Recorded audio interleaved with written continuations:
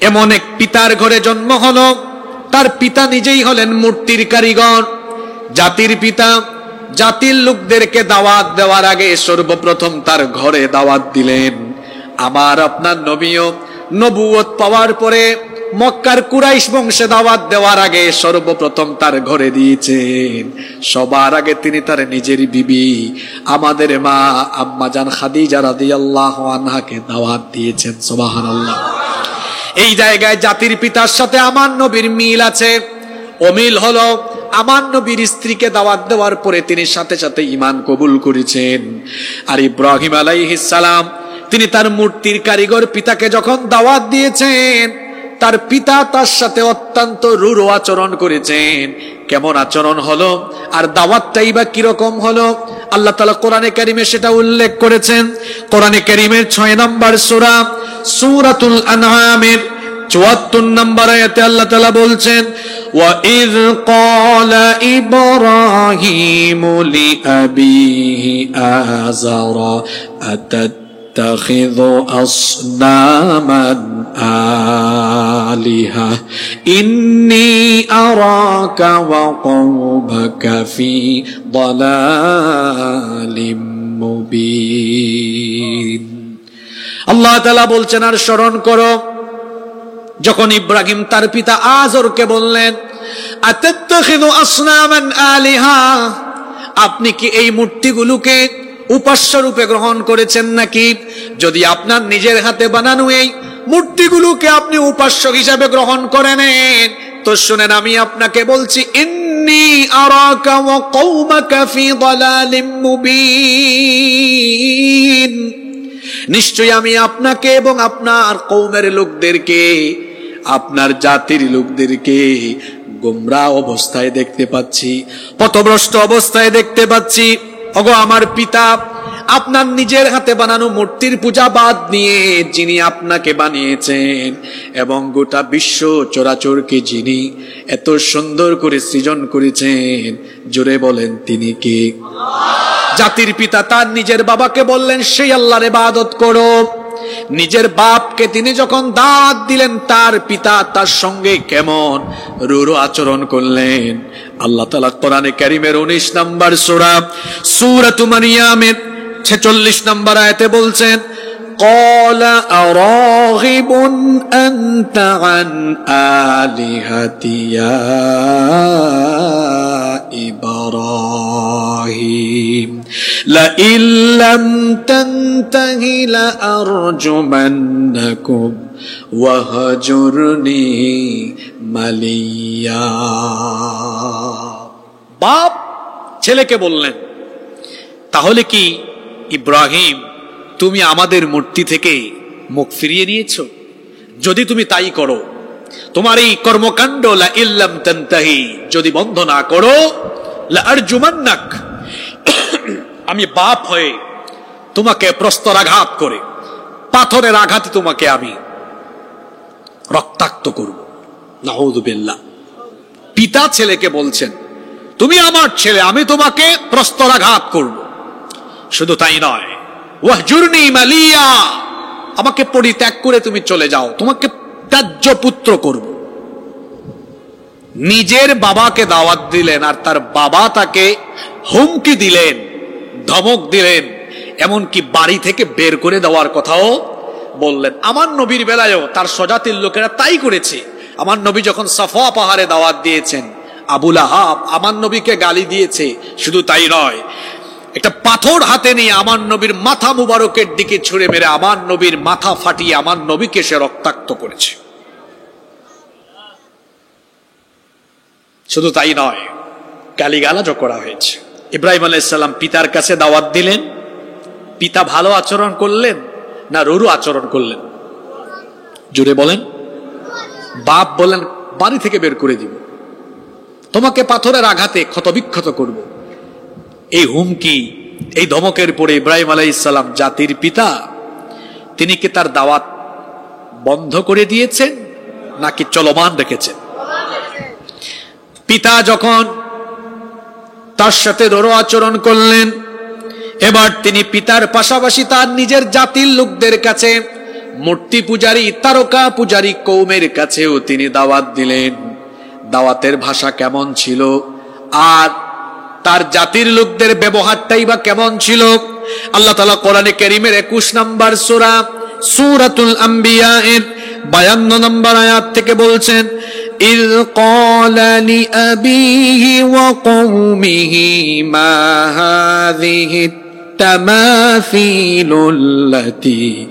আনতুম লাহা আকিফুন।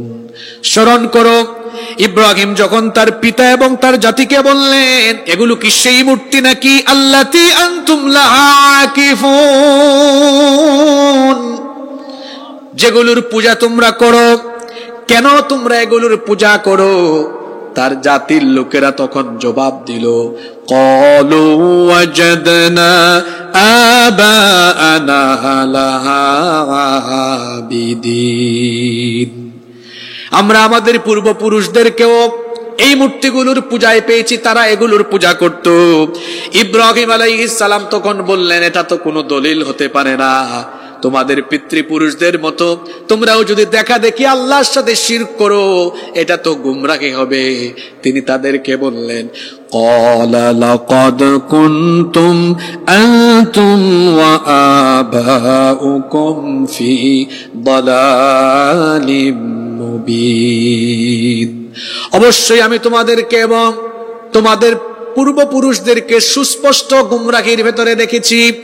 তিনি যখন তার পিতা এবং মূর্তি পূজারী তারকা পূজারী কওমকে দাওয়াত দিলেন, দাওয়াত কবুল করা তো দূরের কথা, কিরকম আচরণ করলো শুনেন।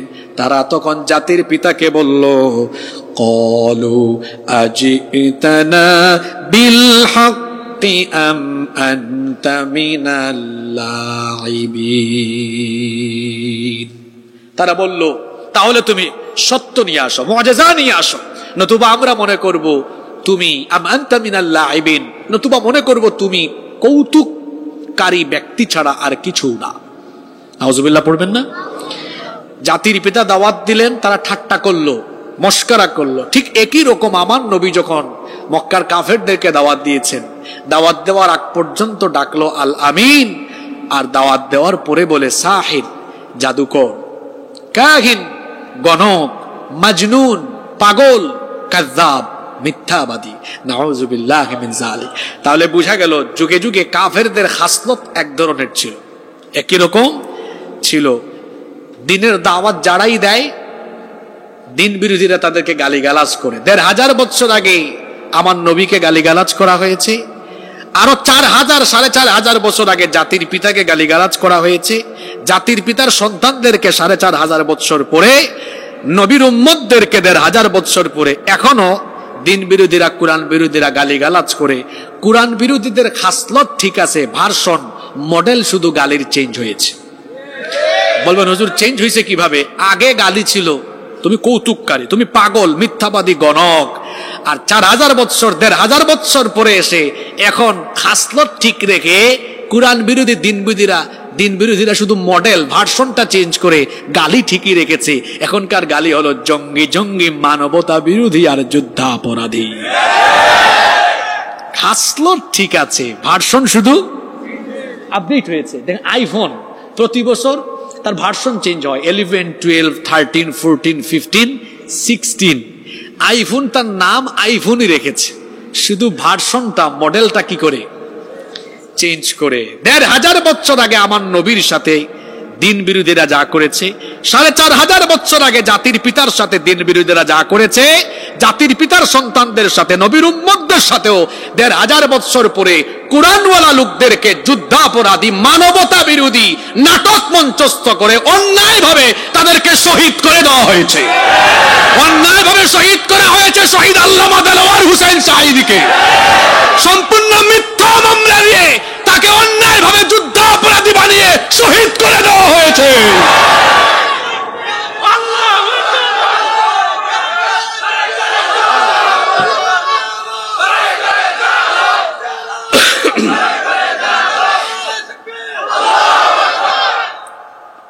আমাদের সিলেটে, আমার বাড়ি সিলেট, জানাননি আপনারা? তোরা সিলেটি মাতিল্লাম আর কি। মাতুকা ইনো কিতা সিলেটি খাওয়া আছে না কিন্তু হ্যাঁ বাড়ি খানো বাড়ি কোন আনো সাতক আমার এলাকার এক বাই ফাইলিছি মাশাআল্লাহ আরো মনে হয় আসন করে দিয়ে হবে বাপ রে বাপ ই অত আত কই থেকে উঠে ফারুয়া এটা একবারে আমার গাঁর মানুষ দেখা যায় আত্মীয় আমার আত্মীয় এখন হায় রে হায় সাইরোবাদী আত্মীয় এখন ঠিক আছে মাশাআল্লাহ আপনাদের চট্টগ্রামের ভাষাও কিছু পারি আমি আলহামদুলিল্লাহ তো বলছিলাম গালিগালাজ এটা নতুন বিষয় নয় আলেম ওলামাদেরকে তারা মাঝে মাঝে জঙ্গি বানায় নাই গত 15 বছর বানায় নাই কাউকে জঙ্গি কাউকে যুদ্ধাপরাধী কাউকে স্বাধীনতা বিরোধী বানিয়ে তারা চেয়েছিল এই দেশের মানুষকে আলেম ওলামা থেকে বিচ্ছিন্ন করতে কিন্তু কি দুর্ভাগ্য ভারতীয় গোলামরা এদেশের আলেমদেরকে জনবিচ্ছিন্ন করতে যে ছাত্র জনতা তাদেরকে এমন সাইজ করেছে তারা নিজেরাই জনবিচ্ছিন্ন হয়ে তাদের প্রভুদের কাছে গোলামরা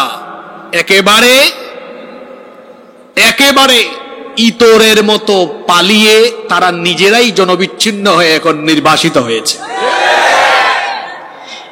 সিলেটে একটা কথা বলে বারে বন পুরে বেশি, এটা সিলেটের আঞ্চলিক একটা প্রবাদ, মানে বন জঙ্গল যত বেশি বৃদ্ধি পাবে আগুন লাগালে এটা পুড়ে যাবে, অত পুড়ে যাওয়ার সম্ভাবনাও, ওইটাকেই একটু আঞ্চলিক ভাবে বলে বারে বন পুরে বেশি। 15 বছর ধরে আলেম উলামার উপরে এত নির্যাতন করেছে, আলেম উলামাদের চোখের পানি লানত হয়ে ফিরে এসে তাদের এই পতন ত্বরান্বিত হয়েছে। কোন জায়গায় ছিলাম মনে আছে আপনাদের? জাতির পিতা প্রথম পরীক্ষা দিচ্ছেন, নবুয়তের পরীক্ষা। মূর্তি পূজারী তারকা পূজারী কওমের সামনে নবুয়তের দাওয়াত পেশ করেছেন, আর তারা তাকে নিয়ে ঠাট্টা করেছে, সমালোচনা করেছে। জাতির পিতা যেমন তাদের ঠাট্টা আর সমালোচনার পরেও দিন কায়েমের পথে অবিচল ছিলেন, জাতির পিতার সন্তানরাও জঙ্গিবাদ আর স্বাধীনতা বিরোধী আরো যত ধরনের গালিগালাজ আছে, এইসব গালিগালাজের সম্মুখীন হলেও পরোয়া না করে এই দেশে কোরআনের রাজ কায়েমের জন্য কার্যক্রম চালিয়ে যাবে। খালি ঠিক না বলেন একটু ইনশাআল্লাহ? আল্লাহ কবুল করেন। তাহলে জাতির পিতার 1 নম্বর পরীক্ষা আল্লাহ নিলেন, পরীক্ষায় তিনি ফেল না পাস, আমাদেরকেও পাস করতে হবে। যতই গালিগালাজ করা হোক আমরা আমাদের কার্যক্রম চালিয়ে যাব সাহসিকতার সাথে, আমরা চালিয়েছিও। যাদেরকে তারা বিভিন্ন গালিগালাজ করেছে তারা কি 15 বছর তাদের কাজ চালায় নাই? জেলে গিয়েছে, ফাঁসিতে ঝুলেছে, নির্যাতন সহ্য করেছে, কেউ পালিয়ে যায় নাই। তারা 15 বছর থাকতে পেরেছে, আর ওরা 15 ঘন্টাও থাকতে পারে নাই। থাকবে কেমনে?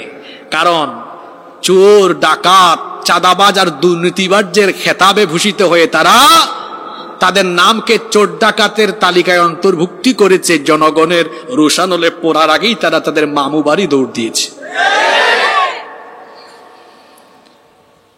জাতির পিতার 1 নম্বর পরীক্ষায় তিনি পাস। এবার আল্লাহ তাকে দ্বিতীয় পরীক্ষার সম্মুখীন করলেন। দ্বিতীয় পরীক্ষা হলো তার জাতির লোকদের সাথে মনস্তাত্ত্বিক যুদ্ধ, বুদ্ধিবৃত্তিক যুদ্ধ। তার জাতির লোকদের সাথে তিনি একটা মনস্তাত্ত্বিক যুদ্ধে লিপ্ত হয়ে গেলেন।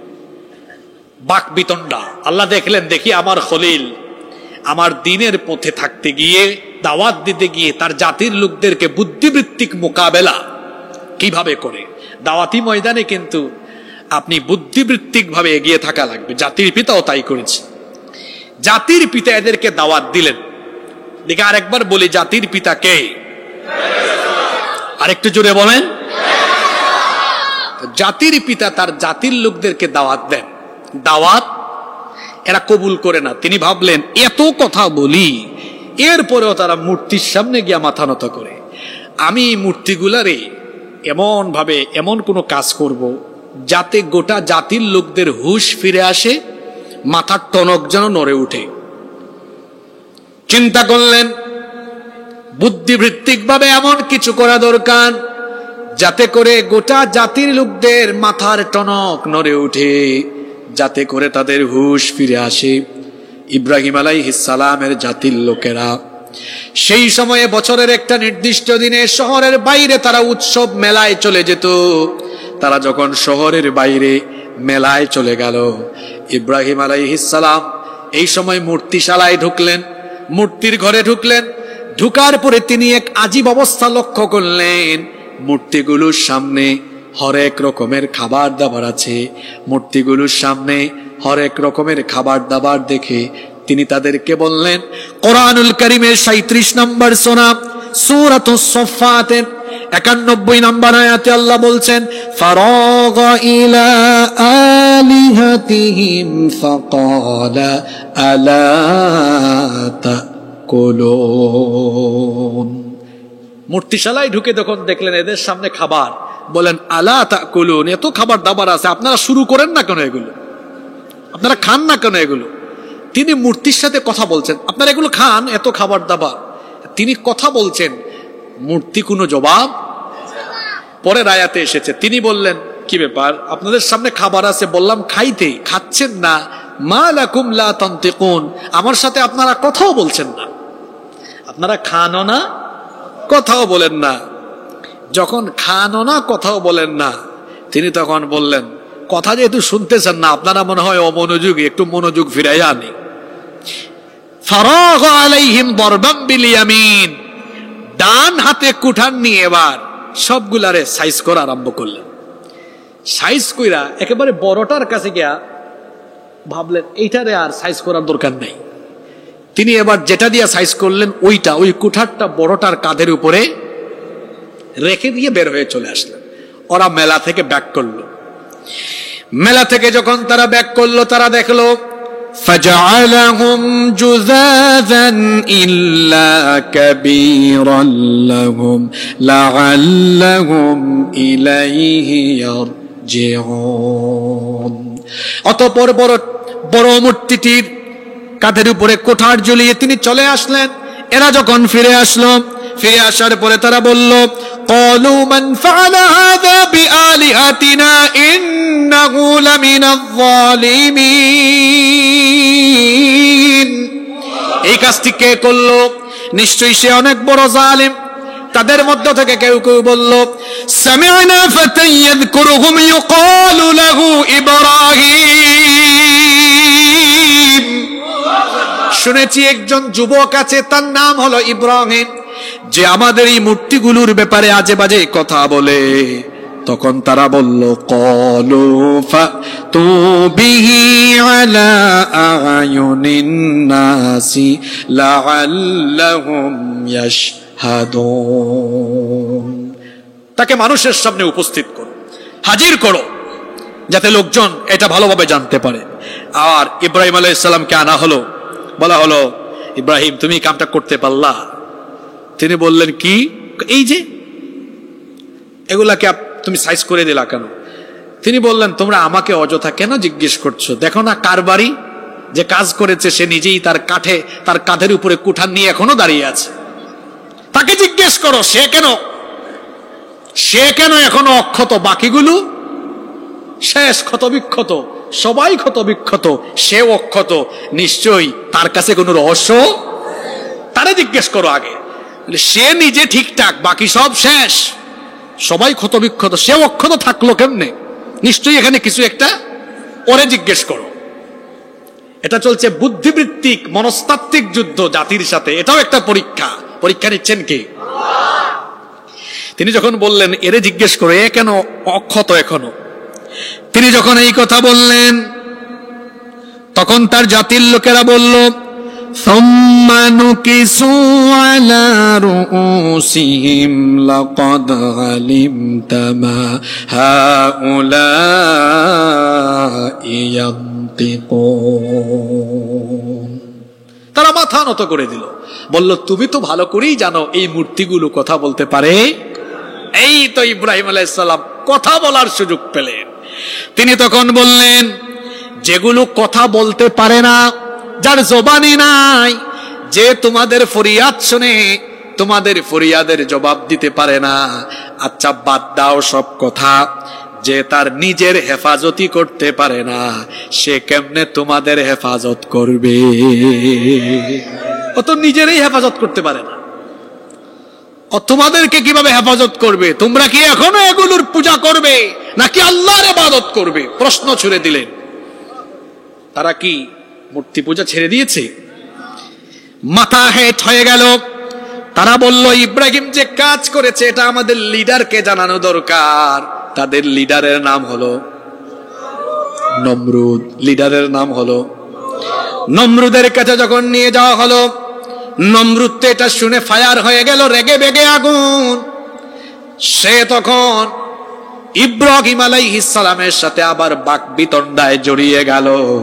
আল্লাহ তাআলা সূরা বাকারার 258 নম্বর আয়াতে বলছেন, আলাম তারা ইলাল্লাযী হাজ্জা ইব্রাহিম ফি রাব্বিহি আন আতাহুল্লাহুল মুলক।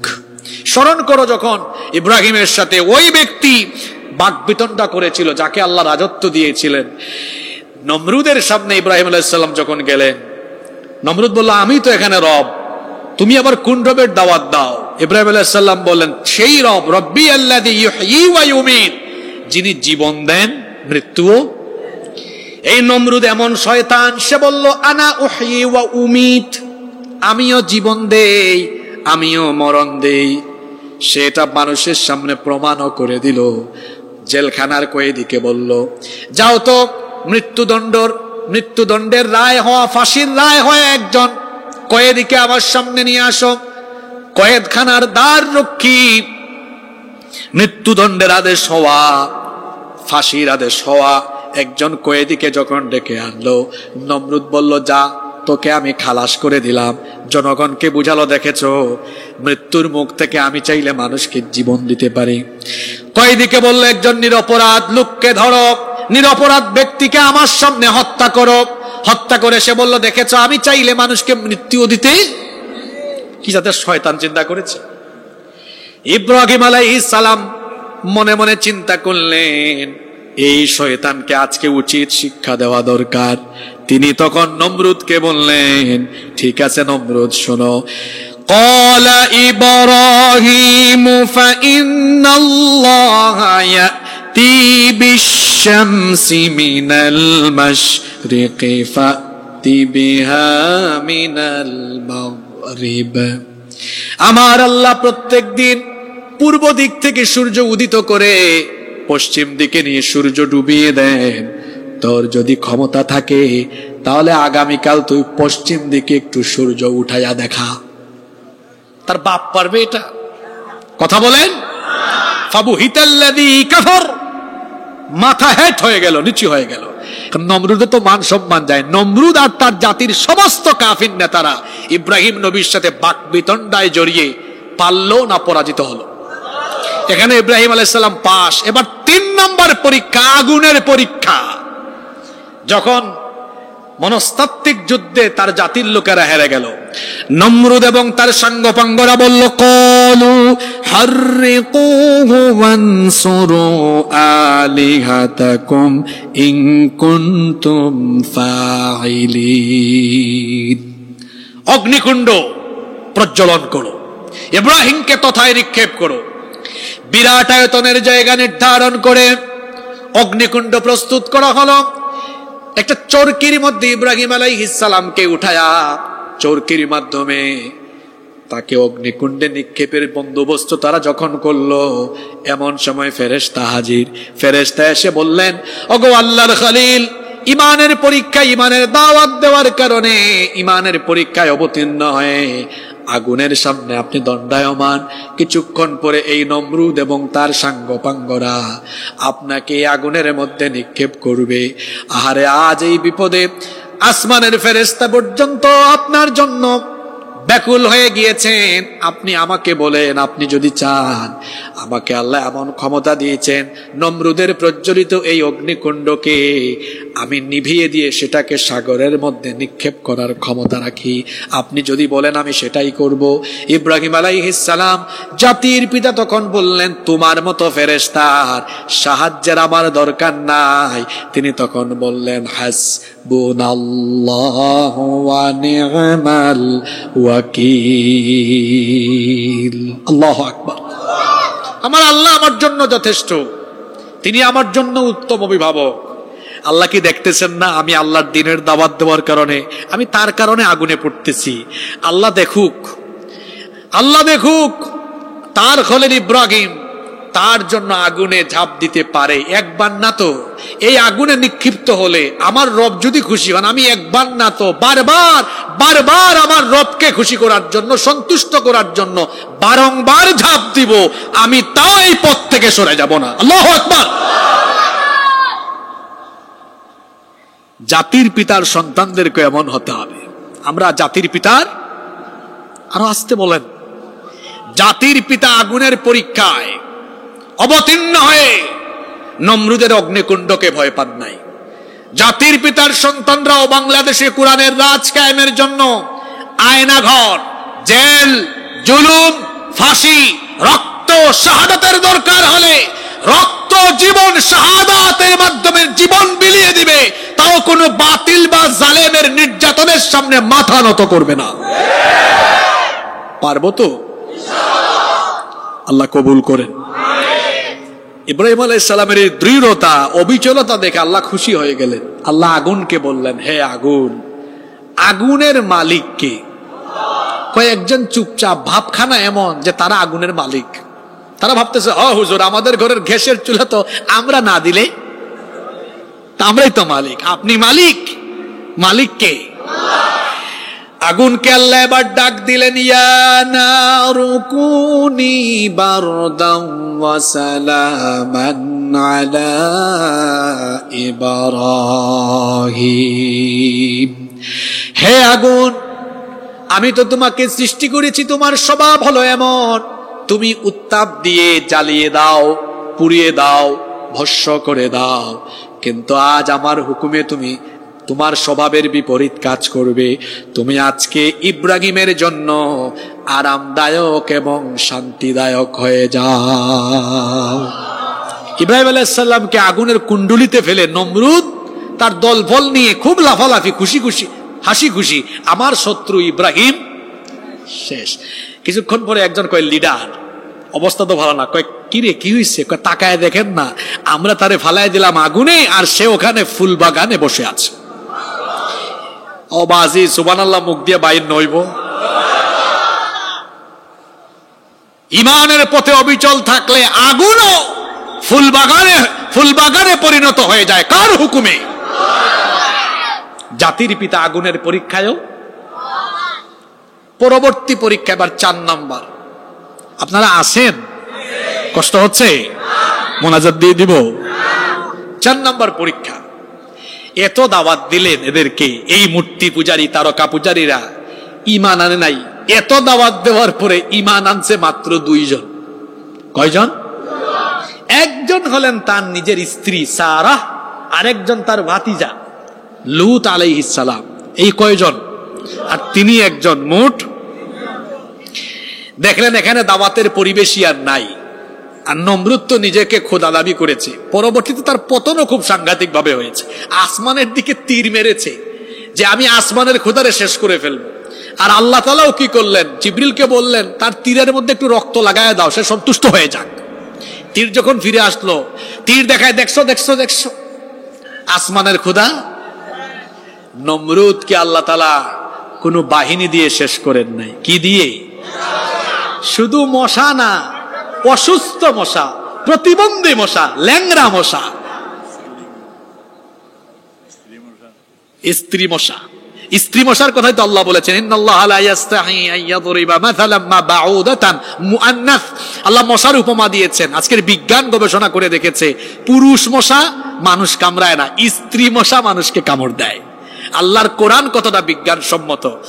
এখানে আলেম ওলামারা বসে আছেন, আল্লাহ বাউদা শব্দ দিয়েছেন, মুআন্নাস ব্যবহার করেছেন, কারণ স্ত্রী মশাই কি দেয় মানুষকে। যে যত বড় তার পতন হয়েছে তত কি দিয়ে? ছোট জিনিস দিয়ে। আমার দেশেও যে ফেরাউন, যে নমরুদ স্বভাবের লোকগুলা ছিল, এরা ভেবেছিল প্রশাসন আমার গুন্ডা বাহিনীতে পরিণত করেছে, মিডিয়াকে হলুদ করে দিয়েছে, আমারে আর কে টেকায়। আর এই পুচকা পুচকা পুলারা, এই ছাত্র জনতারে তাদেরকে সাইজ কইরা এই দেশ থেকে তাদেরকে বিতাড়িত করবে তারা কোশ্চিন কেন এটা চিন্তা করে না। যার স্বৈরাচারী আচরণ যত বড় তার পতন হয়েছে তত ছোট জিনিস দিয়ে। নমরুদ কি দিয়ে? অসুস্থ মশা, ল্যাংরা মশা। আর ফেরাউন পানি, পানির অপর নাম জীবন, তার জন্য হয়েছে। আর ওই যে আরেক শয়তান আবুল আহাব, এটা তার গলার মধ্যে এক ধরনের ভাইরাস হয়েছে, ওই ভাইরাসেই শেষ। আরে আমাদের অবস্থা এমন হয়, আমরা যে যখন বসি চেয়ারে উঠে যাই গিয়ারে, চিন্তা করে না ক্ষমতা আর সম্পদ এগুলো বড় স্বার্থপর জিনিস, এখন আছে তো একটু পরে। এটা মানুষ চিন্তা করে না। যদি চিন্তা করত তাহলে এই ধরনের আচরণ করত। আল্লাহ বুঝার তৌফিক দান করেন। কেউ দাওয়াত কবুল করে নাই, মাত্র কয়জন? 2 জন। আল্লাহর তরফ থেকে ইশারা আদেশ আসলো, এলাকা ত্যাগ করেন। এতদিন ছিলেন বাবেলে, হিজরতের আদেশ আসলো। হিজরত মানে এক স্থান থেকে আরেক স্থানে চলে যাওয়া। ইব্রাহিম আলাইহিস সালাম জাতির পিতা, তিনি আদেশ পেয়ে তারপর কি বলেছেন? আল্লাহ, আমি আমার এলাকা ছাড়বো না বলেছেন। আল্লাহ চেয়েছেন তিনি বাবেল ত্যাগ করে ফিলিস্তিনের কেনানে হিজরত করেছেন। সুবহানাল্লাহ। আমরা খালি ওয়াজ মাহফিলে সুবহানাল্লাহ বলতে পারি, হিজরত এই পরীক্ষা কত কঠিন। নবী এবং নবীর সাহাবীরা অত হিজরত করেছেন। আর যদি আপনাকে বলা হয় চট্টগ্রাম ছেড়ে দিতে হবে আপনাকে, আল্লাহর আদেশ, রংপুরে গিয়ে কয়েক বছর হিজরত করে থাকতে হবে, আপনি বলবেন ও বাজি, আই ন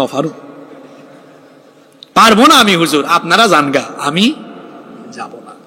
কিন্তু নবী এবং তাদের সাথীরা হিজরত করতে কোনো প্রকার কুণ্ঠাবোধ করেন নাই। ঘর বাড়ি ভিটা মাটি ব্যবসা বাণিজ্য সবকিছু ত্যাগ করে আল্লাহকে সন্তুষ্ট করার জন্য তারা হিজরত করেছেন। আল্লাহু আকবার। আমার দেশেও এ ধরনের বহু লোক আছে। এই যে জালেমরা 15 বছর অনেককে ঘর বাড়ি ছাড়া করে রেখেছে, স্ত্রীকে দেখতে আসতে পারে নাই, সন্তানদের খোঁজ খবর নিতে পারে নাই, আপনজনদের জানাজায়ও তাদেরকে আসতে দেওয়া হয় নাই। ওই যে বললাম বারে বন, বুঝেন না? একটু আগে বললাম বারে বন পরীক্ষা, হিজরত করতে হবে। চলে গেলেন ফিলিস্তিনের কেনানে। সেখানে যাওয়ার পরে দুর্ভিক্ষ আরম্ভ হলো। সেখান থেকে আবার মিশরে হিজরত করেছেন। 5 নাম্বার পরীক্ষা। মিশরে যাওয়ার সময় তিনি এবং তার স্ত্রী 2 জনই আরেকটা পরীক্ষায় পড়লেন। সেটা হলো, দেখি ইব্রাহিম জালেমের সাথে আপোষ করে তাকে ভয় করে, না ইব্রাহিম এবং তার স্ত্রী আমাকে ভয় করে। ঘটনাটা খুব মনোযোগ দিয়ে শুনতে হবে। আছেন তো আপনারা? ছিলেন বাবেলে, বর্তমান বাগদাদ আর কি। বাবেল বলে তো বুঝবেন না আপনারা। এরপরে কেনানে, ফিলিস্তিন, এরপরে আবার মিশর। মিশরে যাচ্ছে। মিশর তখন শাসন করত ফেরাউনরা। ফেরাউন কোন ব্যক্তির নাম নয়, পদবী। যেমন প্রধানমন্ত্রী, রাষ্ট্রপতি, এটা কি কারো নাম না পদবী? মিশর তখন যারা শাসন করত তাদের উপাধি ছিল। সেই সময়ের ফেরাউন ছিল অত্যন্ত মাদকাসক্ত, মদ্যপ এবং নারী আসক্ত। তার সৈন্যবাহিনী যদি কোনো সুন্দরী নারী দেখত, তুলে নিয়ে ফেরাউনের হাতে তুলে দিত। এখানে একটি বিষয় জানিয়ে রাখি, আল বিদায়াহ ওয়ান নিহায়ার ভেতরে এসেছে পৃথিবীর শ্রেষ্ঠ সুন্দরী নারী হচ্ছেন মা হাওয়া আলাইহিস সালাম। তিনি বিশ্বের শ্রেষ্ঠ 1 নাম্বার সুন্দরী নারী। সুবহানাল্লাহ। তো আসতে বললেন। আমাদের মা ছিলেন সুন্দরী, বিশ্বের শ্রেষ্ঠ সুন্দরী তিনি। আর হাওয়া আলাইহিস সালামের পরে বিশ্বের 2 নাম্বার শ্রেষ্ঠ সুন্দরী নারী হচ্ছেন জাতির পিতার স্ত্রী সারাহ। সুবহানাল্লাহ পড়বেন না? এই নারী আসক্ত মদ্যপ ফেরাউনের দলবল যখন রাস্তার মধ্যে পেয়েছে সারাহকে, তারা তুলে নিয়ে চলে গেল ফেরাউনের দরবারে। ইব্রাহিম আলাইহিস সালাম আল্লাহর কাছে দোয়া করলেন, আল্লাহ, এই অবস্থায় তুমি আমার স্ত্রীকে হেফাজত করো, তাকে তোমার কাছে সুপর্দ করে দিলাম। সুবহানাল্লাহ। ফেরাউনের সাথে গিয়ে আপোষ করেন নাই, ডিরেক্ট আল্লাহর সাহায্য চাইলেন। তার স্ত্রীও ফেরাউনের দরবারে গিয়ে বলেন, আল্লাহ তুমি এক অদ্বিতীয়, আমি তোমার ইবাদত করি, গোলামি করি, তুমি যদি সত্যিকার অর্থে এক এবং অদ্বিতীয় হও, তোমার বান্দির সতীত্বকে আজ তুমি হেফাজত করো। আল্লাহু আকবার। এই দুষ্ট ফেরাউন যখন সারা এর দিকে এগিয়ে যাচ্ছে, আল্লাহ দোয়া কবুল করে তার হাত পাকে অবশ বানিয়ে দিলেন, জায়গায় বসে গেছে। সুবহানাল্লাহ বলবেন না? সারার সাথে সাথে দোয়া করলেন, আল্লাহ এরে আপনি মেরে ফেলবেন না, কারণ মেরে ফেললে তো লোকজন বলবে আমি তাকে হত্যা করেছি। তিনি যখন এই দোয়া করলেন, আল্লাহ সাথে সাথে তাকে ঠিক করে দিলেন। শয়তানদের একটা খাসলত হলো, এরা সুযোগ পাইলে আচরণ এমন করে যেই লাউ সেই আবার আগায়। সারা বলেন, আল্লাহ এগিয়ে যাচ্ছে তো, আমাকে হেফাজত করেন। আবার তার হাত পাকে অবশ করে দেওয়া হল। সারা বলেন, আল্লাহ তারে মারিয়েন না। দ্বিতীয়বার সারার দোয়ায় সে আবার আগাচ্ছে। আমার দেশে যারা বেশি শয়তানি করেছে, অনেকে বলেন তাদেরকে ক্ষমা করে দেওয়া দরকার। মনে রাখবেন, বেশি শয়তান দুষ্ট যারা, এদেরকে ক্ষমা করা মানে হলো পরিণতি এমন হওয়া, সাপ ধরার পরে সাপ ছেড়ে দিলে পরে সাপ যেমন আদর দিবে না, ছোবল মারবে, দুষ্ট শয়তানদেরকে যদি ধরার পরে ছেড়ে দেন, এরাও সুযোগ বুঝে আপনাকে কামড় বসাবে। কথা বুঝা যায় না ভেজাল আছে? সাপ ধরে সাপ ছাড়লে সাপকে আদর দিবে আপনাকে? কি মারবে? ছোবল মারবে। এই জন্য সাপ ধরে তাকে ছেড়ে ছোবল দেওয়ার সুযোগ করে দেওয়া উচিত। আকলমানদেরকে ইশারা দিলেই চলে। আশা করি বুঝতে পেরেছেন। কথা বুঝেন নাই? মাহমুদুর রহমান যথার্থই বলেন। বুঝেন নাই? শুনছেন তো আপনারা? তৃতীয়বার আবার ঠিক হয়ে গেছে, হাত পা অবশ হয়েছিল, ঠিক হয়ে গেছে। পরে দেখছে কারবার আজকে যা ঘটেছে এখানে আমি সারা পর্যন্ত পৌঁছাতে পারবো। সে তার প্রহরীদেরকে ডাকলো, এই প্রহরীরা কোথায়? কোন শয়তানকে তোমরা ডেকে এনেছো? নাউজুবিল্লাহ, একে যেখান থেকে এনেছো সেখানে নিয়ে রেখে আসো। সুবহানাল্লাহ পড়বেন না? আটকালে দাঁড়াও। সারা মনে মনে ভাবছেন, আবার আটকায় কেন? এটা কোন জায়গা থেকে এনেছো? জিজ্ঞেস করো মিশরে কেন ঢুকলো? তিনি বললেন, আমরা তো কেনান থেকে এসেছি, অভাবী অসহায় দুর্ভিক্ষে পড়ে এসেছি। সে তখন বলল, আমার রাজপ্রাসাদ থেকে তাদেরকে মূল্যবান হাদিয়া উপঢৌকন দেওয়ার ব্যবস্থা করো। সুবহানাল্লাহ পড়বেন না? পরীক্ষায় অবতীর্ণ হলেন, পরীক্ষায় পাস, আবার দুর্ভিক্ষের জন্য যেটা দরকার সেটাও তারা পেয়ে গেলেন। সুবহানাল্লাহ। জাতির পিতার কয়টা পরীক্ষা গেল? কষ্ট হচ্ছে আপনাদের? এবার জাতির পিতা আর জাতির মাতা ব্যাক করলেন কোথায়? কেনানে। আবার চলে গেলেন কোথায়? একটু সহজ করে বলি, ফিলিস্তিনে চলে গেলেন। যাওয়ার পরে আরে জাতির পিতার পরীক্ষা শেষ হয় না, বয়স 70-এর উপরে। কত হয়ে গেছে? জোরে বলেন। 70-এর উপরে, কিন্তু এখনো কোনো সন্তান। তার স্ত্রী সারা, তার নিজের দাসী, নিজের দাসী নাম হলো হাজেরা, তাকে নিজের স্বামীর সাথে বিবাহ দিলেন। সুবহানাল্লাহ। এরপরে 70-এর বেশি সময় হয়েছে। আল্লাহ জাতির পিতার কত পরীক্ষা নিয়েছেন, সন্তান আল্লাহ দেন নাই, পরীক্ষা নিয়েছেন। দেখি ইব্রাহিম কি করে। ইব্রাহিম আলাইহিস সালাম সন্তান শেষ পর্যন্ত চেয়েছেন কার কাছে? হাজারার সাথে বিয়ে হওয়ার পরে বললেন, রব্বি হাবলি মিনাস সালিহিন। মা বোনেরাও শুনেন কথাগুলো, রব্বি হাবলি মিনাস সালিহিন। রব, সন্তান চাওয়ার আমল শিখেন, চাইতে হয় কেমনে, জাতির পিতা কেমনে চেয়েছেন। রব আমাকে নেককার সন্তান দান করো। সুবহানাল্লাহ। আর আমার দেশে আল্লাহ তাআলাকে রেখে মানুষ চায় কোথায় গিয়ে? চট্টগ্রামে তো এখানে আহারে কি যে অবস্থা। কিছুদিন আগে এক লোক দেখেছেন, কিছু পরীক্ষার্থীকে নিয়ে গিয়ে বলতেছে, বাজান ও বাজান, শোনেন না আপনারা? এই ছেলেগুলা পরীক্ষা দিবে, ইমতিহান মে কামিয়াব নসিব করো, বলে নাই? চাইতে হবে কার কাছে? আমরা যখন এই কথাগুলো বলি, চট্টগ্রামের অনেক মানুষকে তারা বুঝিয়েছে এরা ওয়াহাবি, এরা এইটা এরা ওইটা, আমাদেরকে প্রচুর গালিগালাজ করে আর বলে আমরা পীরাউলিয়া বিরোধী। আপনি কাকে পীরাউলিয়া বিরোধী বলেন? আপনি পরিচয় জানেন? আমার নিজের বাড়ি তো সিলেটে, আমি তো পীরাউলিয়ার ভূমির সন্তান। আপনাদের এলাকায় পীরাউলিয়া এসেছেন 12 জন, আমার এলাকায় এসেছেন 360 জন। পীরাউলিয়া আপনাদের চাইতে আমরা আরো ভালো বুঝি। পীরাউলিয়া বিরোধী আমরা নয়, আমরা পীরাউলিয়াদের জীবনী এবং ইতিহাস পড়েছি।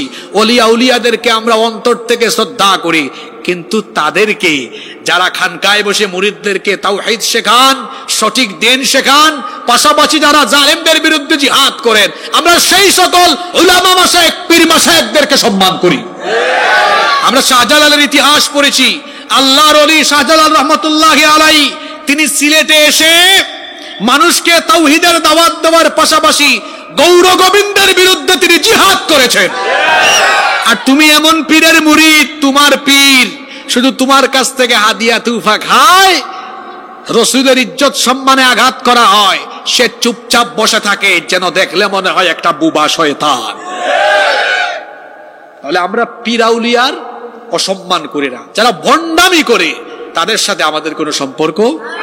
আর বাংলাদেশে এত এত ভণ্ড পীরের দরবার আর এত ভণ্ড মাজার কোথায় পাবেন? গুগল শরীফে পাবেন। গুগল শরীফে সার্চ করবেন বাংলাদেশের মাজারের নাম সমূহ, দেখবেন বুদাইশা। আপনারা হাসলেন কেন? আপনি গুগলে সার্চ করে দেখেন, এগুলো আসবে ছবি সহ। বুধাইশা, খেতাশা, ল্যাংটাশা, চালসা, ডালসা, হ্যাঁ। এমন কি আশ্চর্যের ব্যাপার হলো, গত বছর আমি গেলাম রাজবাড়িতে, ফরিদপুরের রাজবাড়িতে। আমি যাচ্ছি, হঠাৎ করে বিরাট একটা গেট, রাস্তায় জ্যাম বাঁধলো। আমি তাকায় দেখি এই বাবার মাজারের এমন নাম, দেখলাম সেটার নাম হলো জামাই পাগল বাবার দরবার শরীফ। আমি ছবি উঠালাম, ছবি উঠিয়ে সেটা আমার ফেসবুক পেজে পোস্ট করে ক্যাপশন লিখলাম, আমি জামাই পাগল বাবার দরবার খুঁজে পেয়েছি। এই বাংলাদেশে কি বউ পাগল কেউ আছে নাকি? 5 মিনিটের মাথায় মুন্সিগঞ্জের গজারিয়া থেকে এক ভাই ছবি সহ কমেন্ট করেছে, হুজুর আমার এলাকায় বউ মস্তানের মাজার আছে। একটা হলো জামাই আর একটা হলো, দেখছেন কারবার। আল্লাহর ওলিরা এদেশে ইসলাম নিয়ে এসেছেন, কোরআন নিয়ে এসেছেন, কিন্তু কিছু কিছু লোক পেট পূজারী হয়ে তারা তাদের পেটের জন্য, ধান্দার জন্য, ভণ্ডামের জন্য মানুষের ঈমান আকীদাকে তারা ধ্বংস করে দিচ্ছে। এদের সাথে মুসলমানদের কোনো সম্পর্ক। কি জাতের নাম দেখছেন? জামাই পাগল, বউ পাগল। চট্টগ্রামে তো বহু মাজারি আছে, আপনারা এগুলোর নাম জানেন? আর নাম আর পায় নাই। বুদাইশা, খেতাশা, ল্যাংটাশা, বদনাশা আছে না? দেখেন আমার সিলেটে হযরত শাহজালাল রহমাতুল্লাহ আলাইহি শুয়ে আছেন, কি সুন্দর নাম, শাহজালাল মুজাদ্দিদ ইয়ামেনি, ইয়ামেন থেকে এসেছেন। হযরত শাহপরান রহমাতুল্লাহ আলাইহি 360 আউলিয়া নিয়ে তারা সিলেটে ঢুকেছেন। এই চট্টগ্রামে শাহ আমানত এসেছেন রহমতুল্লাহ আলাইহি। এই দেশ তো পীর আউলিয়ার দেশ, এখানে এসেছেন বাগেরহাটে খান জাহান আলী রহমতুল্লাহ আলাইহি। খান জাহান আলী রহমতুল্লাহ আলাইহি, শাহ আমানত, শাহ মখদুম, শাহ জালাল, শাহপরান রাহিমাহুমুল্লাহ, এদের মতো আল্লাহর ওলিরা এসে বাংলাদেশকে ইসলামের জন্য আবাদ করেছেন। আর খেতাশা, বুদাইশা, ল্যাংটাশারা বাংলাদেশে মাজার বানিয়ে, পাশাপাশি বাজার বানিয়ে তারা এটাকে মানুষের ঈমান ধ্বংসের বাজারে পরিণত করেছে। আমার দেশে দেখবেন যেখানেই মাজার পাশে আছে বাজার, কবরের পাশে কোনো বাজার নাই। আমার রাসূলের মাকবারাকে আমরা বলি রওজা শরীফ, কারণ এটা রাউদাতুম মির রিয়াদিল জান্নাহ। রাসূলের মাকবারাকেও আমরা রওজা শরীফ বলি, মাজার বলি না। অন্যান্য সকল কবরস্থানকে আমরা কবরস্থান বলি, গোরস্থান বলি, মাজার কেউ বলে না। এটা কোরআন সুন্নাহর পরিভাষা নয়। মাজার বলা যাবে, কোনো অসুবিধা নাই, কিন্তু কোরআন সুন্নাহর পরিভাষার বিপরীতে পরিভাষা ঢুকলে ওখানে ভেজাল লাগে। কোরআন সুন্নাহয় মানুষের মৃত্যু পরবর্তী জিন্দেগিকে বলা হয়েছে কবর বা আলমে বরজখ। এটা পরিবর্তন করে ওই যে বাজার বসানোর জন্য নাম দিয়েছে কি আপনারা আমার কথা বাস্তবে মিলাই দেখবেন, বাংলাদেশের যত জায়গায় মাজার আছে দেখবেন বাজার আছে।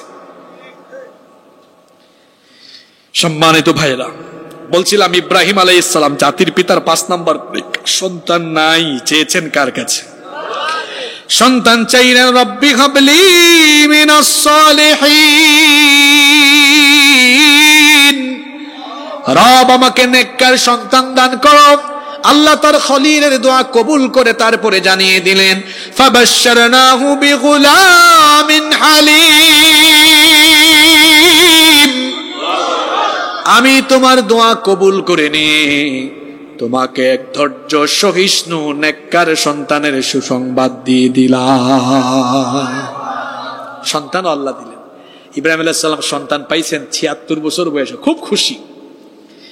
তিনি ভাবছেন আল্লাহ আমাকে হয়তো সন্তান দিয়েছেন, অনেক খুশি করে দিলেন, হয়তো আর পরীক্ষা দেওয়া হবে না। কিন্তু না, পরীক্ষার শেষ নাই, এবার 6ষ্ঠ পরীক্ষা হাজির। আল্লাহ এত বছর বয়সে সন্তান দিলেন। কত বছর বললাম? সরি, 76 না, এটা ভাই 86 বছর। 86 বছর বয়সে আল্লাহ কি দিলেন? সন্তান দিলেন। এর আগে আবার 80 বছর বয়সের আরেকটা পরীক্ষা ছিল। আচ্ছা, পয়েন্টটা আমরা পড়ে বলবো। আল খিতান, খতনার পরীক্ষাও ছিল, এটা আমরা একটু পড়ে নিয়ে আসবো। ইব্রাহিম আলাইহিস সালাম 86 বছর বয়সে সন্তান পেলেন। আল্লাহ বললেন, মাত্র যে শিশু জন্ম নিল, তোমার সদ্য ভূমিষ্ঠ সন্তান, আর তোমার নিজের বিবি হাজারাকে মক্কায় নিয়ে নির্বাসনে রেখে আসো। কোন মক্কা? যেই মক্কায় তখন কাবা ঘরের ভিত নড়ে গিয়েছিল, সেই মক্কা যেখানে কোনো জনমানব ছিল না, ধুধু মরুভূমি, সেখানে কোনো মানুষজন তখন বাস করত না। তিনি আল্লাহকে কোনো অভিযোগ করলেন না, তার নিজের স্ত্রী আর সন্তানকে নিয়ে চলে গেলেন কোথায়? মক্কায়। স্ত্রী এবং সন্তানকে মক্কায় রেখে চলে আসছেন। চলে আসার সময় স্ত্রী বললেন, ওগো প্রিয়তম স্বামী, আমার কি কোনো অপরাধ হলো নাকি? আমি কি কোনো বেয়াদবি করলাম নাকি? কেন আমাকে আর আমার এই সদ্য জন্ম নেওয়া সন্তানকে এই ধুধু মরুভূমি জনমানবহীন এই প্রান্তরে কেন আমাদেরকে রেখে চলে যাচ্ছেন? আমাদেরকে কোনো অপরাধ হলো নাকি? ইব্রাহিম আলাইহিস সালাম তার বিবির কথার কোনো জবাব দিতে পারেন না। বাক শক্তি হারিয়ে ফেলার উপক্রম হয়ে গেল তার। তিনি তখন তার স্ত্রীর জবাব দেওয়ার জন্য তার হাতের আঙ্গুলকে শুধু আসমানের দিকে উঁচু করলেন। বিবি হাজেরা বুঝতে পারলেন আমার স্বামী আসমানের দিকে আঙ্গুল তুলে ইশারা করেছেন, তিনি নিজের ইচ্ছায় রেখে যাচ্ছেন না, রেখে যাচ্ছেন যার হুকুমে। জুড়ে বলেন তিনি কি? কেমন ঈমান! তিনি তখন বললেন, প্রিয়তম স্বামী আমার, আপনি যদি ওই আল্লাহর হুকুমে আমাকে আর আমার কলিজার টুকরা সন্তানকে এখানে রেখে যান, আমার কোনো ভয় নাই, আমার কোনো চিন্তা নাই, টেনশন নাই। ওই আল্লাহর উপর আমার তাওয়াক্কুল আছে। আমি মনে করি তিনি আমাদেরকে এখানে অনিরাপদ এবং রিজিকের অভাবে তিনি মেরে ফেলবেন না। কি জাতের ঈমান! জাতির পিতা তার বিবির এই ঈমান দেখে বড় অবাক হয়ে গেলেন। চলে যাওয়ার সময় তিনি দোয়া করলেন, ربنا إني أسكنت من ذريتي بواد غير ذي زرع عند بيتك المحرم ربنا ليقيموا الصلاة فاجعل أفئدة من الناس تهوي إليهم وارزقهم من الثمرات لعلهم يشكرون। হে রব, চাষাবাদহীন প্রান্তরে আমার বাচ্চা আর আমার বিবিকে রেখে যাচ্ছি। তিনটা জিনিস আল্লাহর কাছে চাইলেন। কয়টা? জোরে বলেন। 1 নাম্বার, আল্লাহ এদেরকে খাবারের অভাবে মারিও না। ওয়ারযুকহুম মিনাস সামারাত, ফল ফলাদি দিও, রিজিক দিও। এই দোয়া আল্লাহ কিভাবে কবুল করলেন দেখেন। সামান্য কিছু খাবার আর পানি দিয়ে তিনি চলে গেলেন। পানি আর খাবারের রসদ যখন ফুরিয়ে গেল, হাজেরা আলাইহাস সালাম তিনি তখন পানির জন্য কিংবা কোনো কিছুর ব্যবস্থা করা যায় কিনা, কোনো মানুষ তালাশ কিংবা পানীয়ের ব্যবস্থা করা যায় কিনা, ছুটাছুটি করলেন। একবার সাফা পাহাড়ে যান, আরেকবার মারওয়া পাহাড়ে যান। সাফা আর মারওয়ার মধ্যে 7 বার তিনি দৌড়াদৌড়ি করলেন। আল্লাহর বান্দির এই দৌড়াদৌড়ির আমল আল্লাহর কাছে এত ভালো লাগলো, কিয়ামত পর্যন্ত জাতির পিতার সন্তানরাও যেন সেই স্মৃতিকে ধারণ করে লালন করে হজ আর ওমরায় গিয়ে সাফা মারওয়ায় 7 বার চক্কর দিয়ে দৌড়াদৌড়ি করে হাজেরার স্মৃতিকে ধারণ করে। এজন্য আল্লাহ তাআলা সাফা মারওয়ার মধ্যে 7 বার সাই জাতির পিতার সন্তানদের জন্য বাধ্যতামূলক করে দিলেন। 7 চক্কর দিয়ে টায়ার্ড হয়ে গেলেন, হতাশ হয়ে তার বাচ্চার কাছে যখন আসলেন, অবাক কাণ্ড, মরুভূমি দীর্ণ বিদীর্ণ হয়ে মরুভূমি ফেটে গিয়ে ঝর্ণা ধারা উৎকীর্ণ হলো, যেটার নাম হলো মাউ জামজাম, জমজমের পানি। পানির বন্দোবস্ত হয়ে গেল, তিনি আর তার সন্তান পানি পান করলেন। ইব্রাহিম আলাইহিস সালামের আরেকটা দোয়া ছিল, তিনি বলেছিলেন রব্বানা লিইউকিমুস সালাম, যেন তারা নামাজ আদায়কারী হয়, নামাজ কায়েমকারী হয়। এটা আল্লাহ কবুল করলেন। সেখানে আল্লাহ তাআলা তিনি এবং তার সন্তানকে দিয়ে কাবা ঘরের পুনর্নির্মাণ করালেন, যাতে করে কিয়ামত পর্যন্ত সেখানে জাতির পিতার সন্তানরা রুকু সাজদা আর তাওয়াফের মাধ্যমে এটাকে সালাতের জায়গা বানায়। আল্লাহ তাআলা সেই ফরিয়াদ কবুল করে সেই কাবা ঘরকে তিনি সালাত আর ইবাদতের জায়গা বানিয়ে দিলেন। আরেকটা দোয়া কি ছিল? ফাজআল আফইদাতাম মিনান নাসি তাহভি ইলাইহিম, কিছু মানুষের অন্তর এদের দিকে ঝুঁকায় দাও। আমার শিশু আর আমার বউ, এখানে তো একা কোনো মানুষ। কি পরীক্ষা এটা! আপনাকে যদি রাঙামাটির পাহাড়ে ফালাই দিয়া বা ওই খাগড়াছড়ির পাহাড়ে, বেশি দূরে যাওয়া লাগবে না, রাতের বেলা একটু আলু টিলা ফালাই দিয়ে আসলে হবে। ভয়ের চোটে কি হয়, আর ধুধু মরুভূমি, কিচ্ছু নাই সেখানে। আসার সময় জাতির পিতা বলেন, আল্লাহ আমার বউ বাচ্চা একা, এখানে কিছু মানুষ যেন এসে থাকে, কিছু মানুষের অন্তর ঝুঁকায় দাও। ওই দোয়াটা আল্লাহ কবুল করলেন। কিভাবে? ইয়ামেন থেকে জুরহম গোত্রের লোকেরা যাচ্ছিল কাবাগরের পাশ দিয়ে, পানির প্রয়োজন দেখা দিল। তারা দেখলো কিছু পাখি জমজম কুয়ার উপর দিকে উঠতেছে। তারা ভাবলেন নিশ্চয়ই এখানে কোনো পানির কুয়া আছে। এসে দেখলেন সত্যি তাই। এসে একজন নারীকে পেলেন, নাম কি?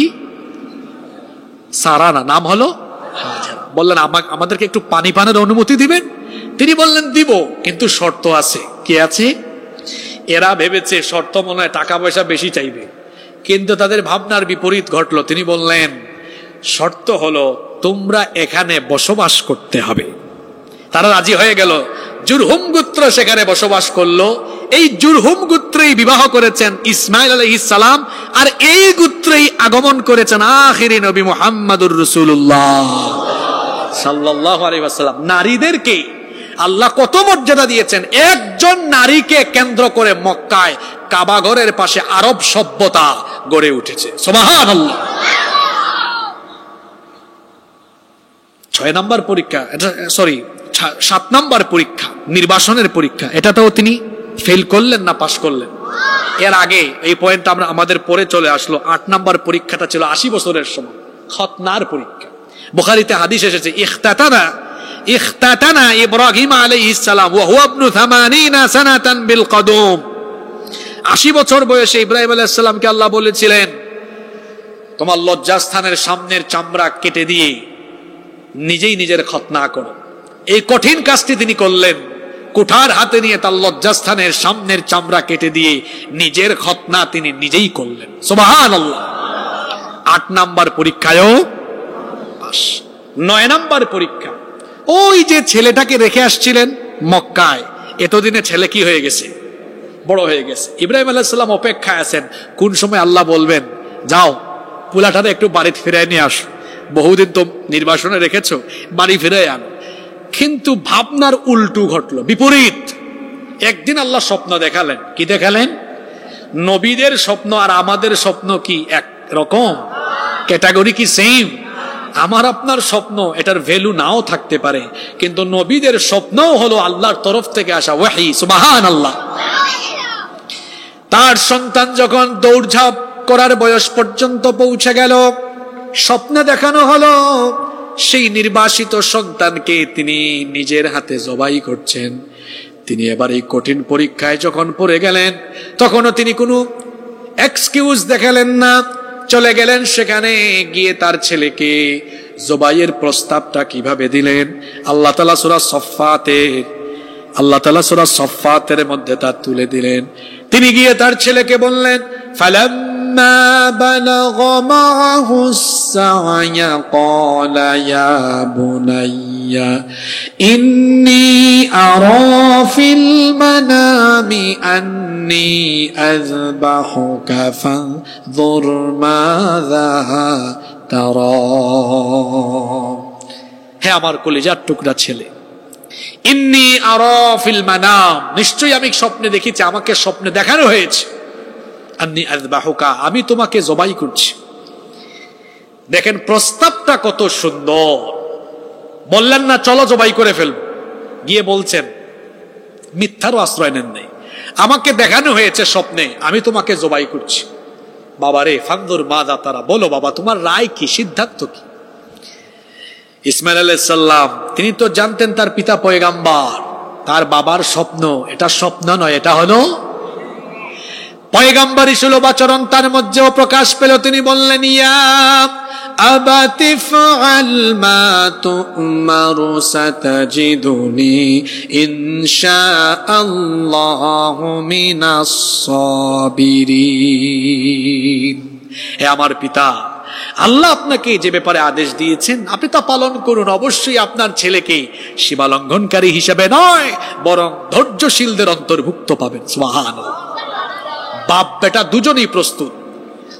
সুবহানাল্লাহ পড়বেন না? এই জায়গাতে এসে ইবলিস, মিস্টার ইবলিস ধোঁকা দিচ্ছে। জাতির পিতাকে এসে বলে, ইব্রাহিম এটা কোনো কাম করলা তুমি? তোমার পুলাটারে এত বছর ফালায় রাখলা এখানে নির্বাসনে, আল্লাহ বলেছেন জবাই করতে, কিন্তু তুমি একটু অপশন নিতা, আল্লাহ অন্য কিছু বলো, আল্লাহ তো সুযোগ দিত। আল্লাহর পথে মানুষকে একমাত্র বাধা দেয় কে? আমরা অনেক সময় এটা বুঝি না, নামাজে যাব শয়তান ওয়াসওয়াসা দেয়, বুঝি না। জাতির পিতা টের পেয়েছে, তিনি বললেন, কি রে, আমি আমার আল্লাহর সন্তুষ্টির জন্য আমার ছেলেকে জবাই করব, তুই এসে বলতেছিস যে মাঝখানে আরেকটা অপশন নিলাম না কেন? তুই তো মানুষ না, তুই তারে কি মারলেন? জোরে বললেন, পাথর মারলেন। তিনবার পাথর মেরেছেন। আল্লাহর কাছে জাতির পিতার এই কাজ এত ভালো লাগলো, জাতির পিতার সন্তানরা এখনো হজে গিয়ে জামরাতে এখনো জাতির পিতার অনুসরণে সেখানে তারা পাথর নিক্ষেপ করে। সুবহানাল্লাহ। চট্টগ্রামের বাবাদেরকে এখান থেকে শিক্ষা নিতে হবে। জাতির পিতা তার সন্তানকে আল্লাহর রাহে উৎসর্গ করার জন্য গিয়েছেন, উৎসর্গ করতে সিদ্ধান্ত নিয়েছেন, মনের মধ্যে কোনো ইতস্ততা বোধ রাখেন? জুলাই আগস্টে বাংলাদেশে একটি গণবিপ্লব হয়েছে। আমরা এই বাংলাদেশে কোরআনের শাসন চাই কি চাই না? যদি আমরা বাংলাদেশে কোরআনের শাসন চাই, জাতির পিতার সন্তানরা জাতির পিতা থেকে শিক্ষা নিতে হবে। আমার বৃদ্ধ চাচারা, বাবারা সন্তানদেরকে জাতির পিতার মতো কোরআনের মিছিলে, কোরআনের রাজ কায়েমে ঘর থেকে বের করে দিতে হবে, কারণ তাদের রক্ত আর শাহাদাতের উপর দিয়ে ইসলাম প্রতিষ্ঠা হবে। জাতির পিতাকে ধোঁকা দিতে পারে নাই। ইবলিস গিয়েছে হাজেরার কাছে, গিয়ে বলে, হাজেরা তোমার পোলাটারে এত সুন্দর করে সাজায় গুছাই দিলা, তোমার স্বামী তো তোমার ছেলেকে জবাই করে ফেলবে। হাজেরা বললেন, বাপ কি কখনো সন্তানকে জবাই করতে পারে? ইবলিস তখন বলে, তোমার আল্লাহর হুকুমে তোমার স্বামী তোমার ছেলেকে জবাই করছে। হাজেরাও বুদ্ধিমতী নারী, বিচক্ষণ নারী, তিনি বললেন, কিরে তোমার আল্লাহ বললি কেন? তোর আল্লাহ না, তুই তো মানুষ না, তুই ফেরাই দিলেন। তিনি বললেন, শোন ইবলিস, আমাকে তো আল্লাহ একটা ইসমাইল দিয়েছে, ওই একটা ইসমাইলকে তার বাপ যদি আল্লাহর জন্য কুরবানি করে দেয়, আমার তো একটা ইসমাইল আছে, যদি আরো শত শত হাজার হাজার ইসমাইল থাকতো, সবগুলো ইসমাইলকে আল্লাহর জন্য আল্লাহর রাস্তায় কুরবানি করে দিতাম। আপনারা দেখেছেন জুলাই আগস্টের বিপ্লবে একটা ভিডিও ব্যাপক ভাইরাল হয়েছে। এক মা তার সন্তানকে আদালত চত্বরে ঘাড়ের মধ্যে এসে থাপ্পড় দিচ্ছে, সাহস যোগাচ্ছে। আপনারা দেখেছেন জুলাই আগস্টে মারা সন্তানকে এনে বাবারা মায়েরা সন্তানদেরকে এনে রাস্তায় দিয়ে গিয়েছে, দেখেন নাই? এটা কি ইসলামী বিপ্লব ছিল না গণ বিপ্লব? তো মা বাবা সন্তানদেরকে নামানোর কারণে যদি বিপ্লব হতে পারে, আমার দেশের মা বাবা যদি বাংলাদেশে ইসলাম কায়েমের জন্য ছেলে মেয়েদেরকে কুরআনের মিছিলে এভাবে বের করে দিতে পারে, খুব শীঘ্রই বাংলাদেশে ইসলামের বিপ্লব ঘটবে, কেউ ঠেকাতে পারবে না। জাতির পিতার জীবন থেকে শিক্ষা নিতে হবে। চাচারা বাবারা যাদেরকে আল্লাহ সন্তান দিয়েছেন, ছেলে মেয়েগুলাকে কুরআনের মিছিলে দিতে পারবেন তো? আল্লাহ আমার মাদেরকেও তৌফিক দেন। জাতির পিতা সন্তানকে নিয়ে চলে গেলেন কোথায়? জবাই করবেন, মিনায় গিয়েছে। শুনতেছেন তো আপনারা? বাপ তার সন্তানকে জবাই করে দিবেন, সন্তানকে উপর করে শুইয়ে দিলেন। আল্লাহ তাআলা বলছেন ফালাম্মা আসলামা ওয়া তাল্লাহু লিল জাবিন ওয়া নাদাইনাহু আইয়া ইব্রাহিম قد صدقت الرؤيا إنا كذلك نجزي المحسنين إن هذا لهو البلاء المبين অতএব ফালাম্মা আসলামা, আর পিতা যখন তার সন্তানকে উপর করে জবাইয়ের প্রস্তুতি নিলেন, আল্লাহ দেখছেন তার খলিল যে পরীক্ষায় অবতীর্ণ হয়েছেন তিনি পিছপা হবেন না, এটা বাস্তবায়ন করেই ছাড়বেন। আল্লাহ ডাক দিলেন, ইয়া ইব্রাহিম, হে ইব্রাহিম করছোটা কি? কদ সাদ্দাক্তার রুইয়া, তুমি তো স্বপ্নকে সত্যি বাস্তবে রূপ দিতে যাচ্ছ। ইন্না হাযা লাহুয়াল বালাউল মুবিন, নিশ্চয়ই এটা ছিল তোমার জন্য বড় পরীক্ষা, তুমি পরীক্ষায় পাস। ওয়া ফাদাইনাহু বিযিবহিন আযীম, তোমার ছেলে না, জান্নাত থেকে আমি আরেকটা জবাই পাঠাচ্ছি, ওইটা কুরবানি করো, তোমার ছেলেকে আমি রুখসত দিয়ে দিলাম। আলোর পথে 24 24 ঘন্টা শুধু ইসলাম প্রচার।